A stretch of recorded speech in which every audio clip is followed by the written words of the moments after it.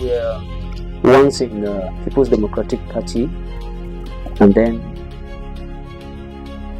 you eventually moved from the People's Democratic Party to the ADC, where you are contesting for the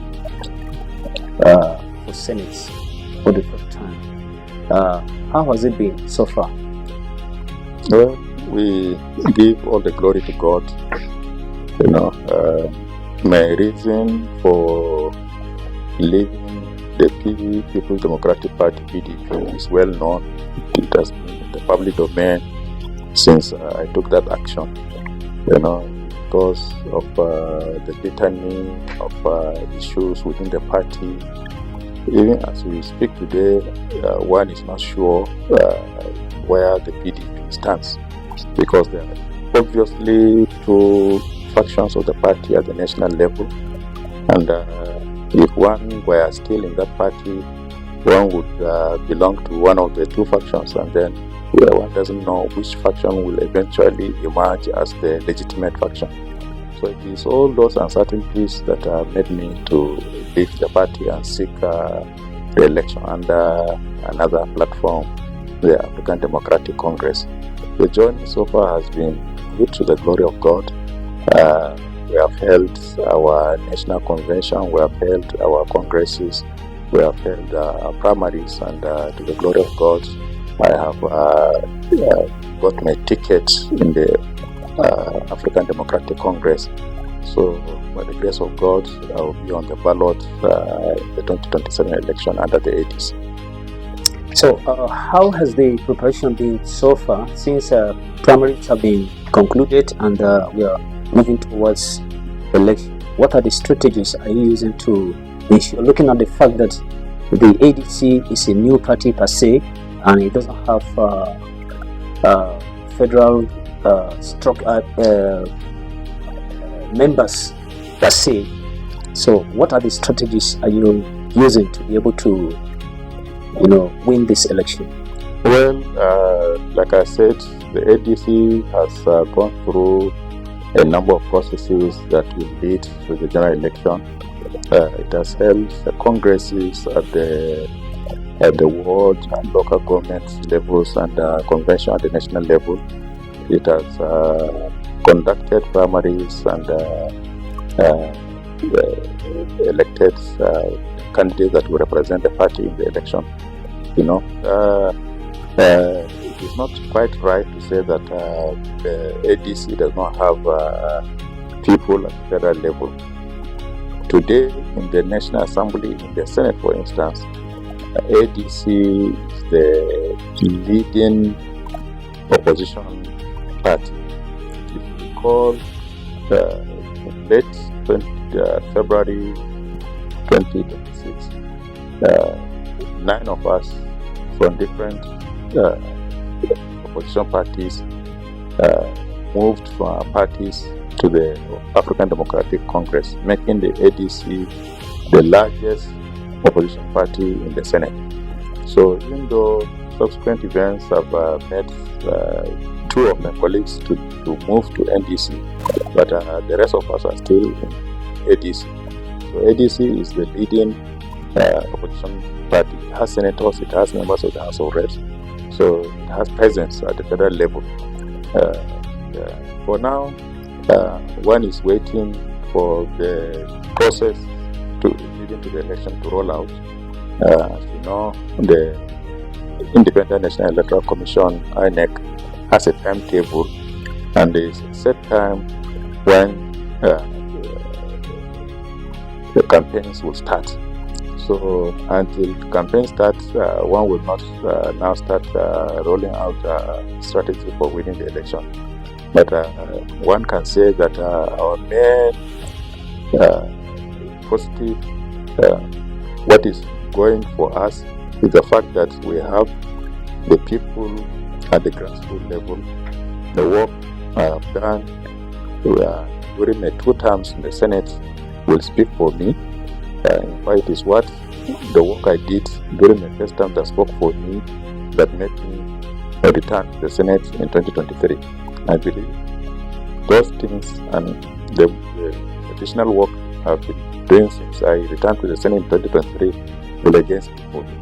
So basically, for now, that is what I would say as my main strategy towards the election. Talking about the work that you did, one of the primary responsibilities of legislators is lawmaking, and you may want to share with us some of the bills that you have sponsored in the House, and two prominent out of them is the Federal University of Education Human Bill and also College of Geological Studies, PUC. There are two major ones. You want to share with the... Okay. In my first term, yes, three main bills that I sponsored: the Federal University of Education Human Bill, the College of Geological Studies (GUYUK) Bill, the Federal School of Forestry Bill for Tongo. Those were the three bills that I pursued in the ninth Senate. And the one that passed and got to the level of presidential assent was the Federal University of Education Human Bill. But the president then, President Muhammadu Buhari, refused to sign that bill. And so when I returned in the 10th Senate, I took that particular bill as my major project, and I presented that bill, which I pursued vigorously and made sure that it was passed by the Senate and received concurrence of the House of Representatives. And that bill was sent to Mr. President for assent. President Bola Tinubu, he returned in the first time with some comments which we addressed, and it was returned to him. But once the bill went back to him, he did not take action. He did not return the bill. He did not say why he's not assenting. He just kept quiet. And in the political processes that were taking place, all the movements of senators and members of the House of Reps to the ruling party, I made it known that that is my major concern, my major objective. That bill was more important to me than even my going back to the Senate. And I made it clear that I can do anything in support of that to ensure that that bill was assented to and that university came to.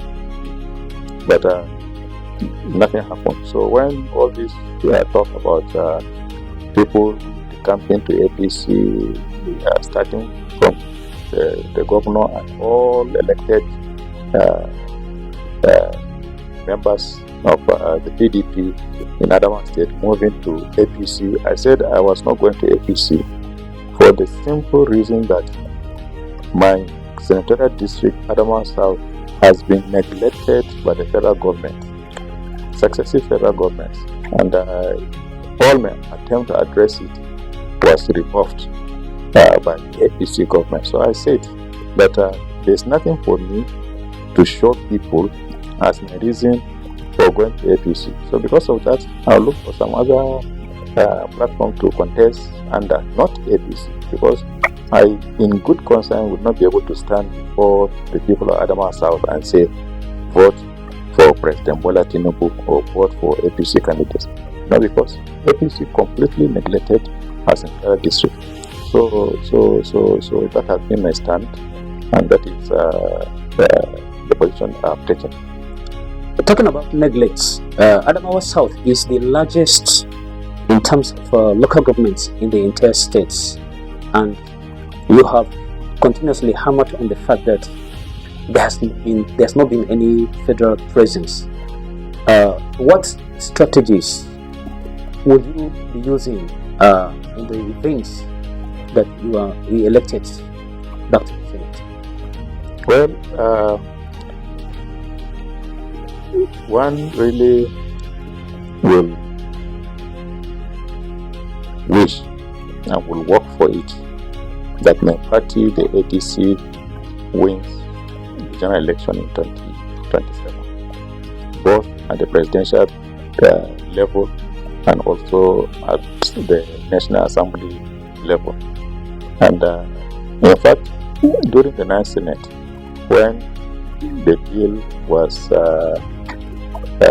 rejected by President Muhammadu Buhari, I then told our presidential candidate Alhaji Atiku Abubakar that President Buhari has refused to sign my bill, that if you win and become the president, I want you to sign this bill for you. And he agreed. So if he had won in 2023, that university will have come to be. And my hope and my prayer is that he will win in 2027, and I will again present my bill, and I believe he will assent it for me. All right. Considering the manner in which the All Progressives Congress handles the issues of elections, especially in terms of vote buying, over influence over INEC, judiciary, and other aspects, what strategies will your party use to ensure that they checkmate the activities of the ruling party? It's not just the question of my party, it's the question of what will Nigerians do to ensure that their votes count. So it is not just about my party, it's about democracy in this country. That is why, like I told you, those of us that refuse to join APC say that we don't want to be party to the effort that is being made to convert Nigeria into a one-party state. So it is if Nigerians will stand up and fight for what is their right, fight and protect their votes, we are going to vote. And if we win, we believe the people that vote for us at the polling units will defend their votes. They will ensure that their votes reach the collection center at the ward level untampered. They will ensure that from the ward level, the votes collection reaches the local governments without any tampering. And they will also ensure that it moves to the state and to the federal level without any alteration, without any amendment of the vote. So it is Nigerians, it is the people that will protect this democracy. And we have called on people to come out en masse and vote. And people are really, anywhere you go and talk to people, they will tell you that they have never seen hardship as they are experiencing today under this government. So if people are going through all this hardship and they are determined to change the situation, they will vote out this APC government, and they will defend their votes with all the security agencies that APC has, with all the money they have, because we hear they are amassing money to buy votes. But people will collect their money and still vote against them. So that is what we believe will happen, and that is what we are going to ask people to do. But a lot of people will claim that votes doesn't count, and that explains why there's a lot of voter apathy in most areas during elections. Well, we have gone through election cycles. For instance, in 2019, APC was in power at the federal level, APC was in power at the state level, but we still went into election and we still won Adamawa, for instance. We returned a governor against a sitting APC governor. And I, in my constituency, defeated a sitting APC senator and repeated the victory in 2023. So that is even despite the fact that APC was in control of the federal government. So votes do count, but votes will not count if the people allow their votes to be rubbished. And that's the point I'm trying to make, that people will vote because they have suffered enough. They will protect their votes and ensure that there is change in this country. One of the challenges that we are having currently is the fact that there are many people that have not gotten their PVCs. Some have been registered, some have just reached the age of 18. Some also, as a result of crisis, they have lost their cards. What efforts are you making to ensure that in your own constituency, that INEC, do the needful to ensure that all these people get their PVC before the election time? Yeah, the issue of ensuring that individuals that are qualified by reason of age have their voters card, registered voters, is the responsibility of every individual. The INEC has a duty to register people who present themselves for registration. And I believe the challenges people are having is sometimes this registration takes place at local government headquarters. So what we have tried to do is to assist communities that indicate that they have challenges coming to local government headquarters, to make special arrangement for them to go to the local government headquarters and do that registration, or to work with INEC so that they can send a special team to the ward level so that this registration can be done at those levels. Again, as they say in English, you can take a horse to a river, but you cannot force it to drink. Individuals that sit back and expect that you must do everything for them. It's not everything that you can do. There are some responsibilities that individuals have. If you don't have a voter's card, or your voter's card is defaced or is lost, it is a responsibility to go and apply for a new card. So it should not be the person who is contesting election that will now go and what is the guarantee that the person I help to register will vote for me? There is no such guarantee. But individuals should do it as a civic duty that they owe themselves and they owe the country. So individuals should take the initiative to present themselves for registration. And like I said, where there are challenges, will assist in solving those problems. Okay, before we let you go, the two things. One is the issue of a conflict between the Chobo and the Bachama.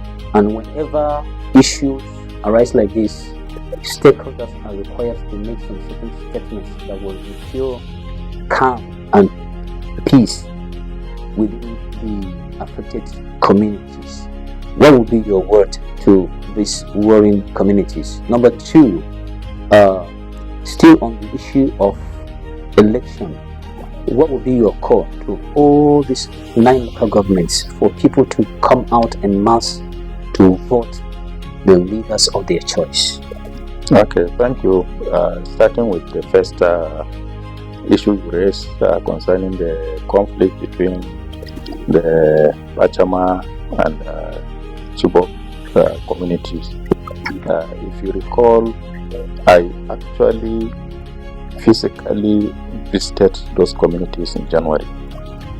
I went to see the people, the displaced people of Wadugu that were camped at Gamadio. I went there physically to visit them, to talk to them, to present some relief materials to them. I went to Lamude, to Degange, to see the people and also present relief materials to them. I went to the Chibok people also and spoke to them and presented relief materials to them. In all these visits, we all were talking peace for peace. These are communities that have been living peacefully together for a very long time, and it is a thing of surprise to some of us that today they are fighting each other. It is not doing any of them any good. And if you recall the conflicts or the problems we have been having in our land over the years, where foreigners from outside, even outside the country, come and try to attack our communities, try to displace them. We say, unite and ward off these foreigners that come to to fight us. You know, if we are not united at home, how can we stand against foreigners that come from elsewhere to come and fight us? So it is important for people to give peace a chance, you know, so that they can stop this fighting. It doesn't make any sense, you know. So it is important for that peace to be allowed to reign. You know, concerning the other matter we talked about is the people of Adamawa South calling on them to come out during election and pass to vote. That is what we have been preaching all along. You know, people should register and get their voters card, and then people should come out en masse during the period of election to vote for candidates of their choice, and people should ensure that votes count. They should defend their votes. They should not vote and go away. They should vote and stay, make sure the votes are counted. They are entered on the result sheets. They are transmitted to the collation centers at the ward level, the local government, at the state level. People should protect their votes. So it is not enough for you to come and cast your vote and leave. It is important for you, after voting, to ensure that your vote counts. So that is my appeal to the people of Adamawa South, and in fact the appeal not only Adamawa South, Adamawa State, but Nigeria as a whole. Let's exercise our rights.